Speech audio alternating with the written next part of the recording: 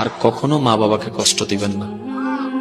মা বাবাকে কষ্ট দেওয়া মানে নিজের স্বইচ্ছায় জান্নাতের দরজা বন্ধ করে দেওয়া, রিজিকের দরজা বন্ধ করে দেওয়া, ভাগ্যের নিয়ামতের দরজা বন্ধ করে দেওয়া।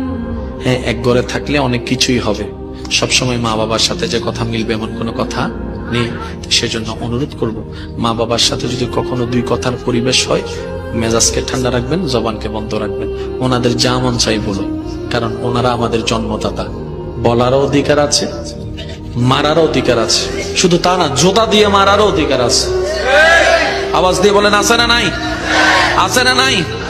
হতে পারে এমনও, যদি মা বাবাকে আমরা খুশি করে ফেলতে পারি, আমাদের আমল দিয়ে যদি আমরা জান্নাত পাওয়া অসম্ভব হয়ে যায়, ওই মা বাবার অন্তর খুশি হওয়ার কারণে হয়তো আল্লাহ খুশি হয়ে আমাদের সারা জীবনের গুনাহ মাফ করে আমাদেরকে জান্নাতীও বানায় দিতে পারেন। সুবহানাল্লাহ। আল্লাহ আমাদের সবাইকে নেক আমল করার তৌফিক দান করুক। আমিন।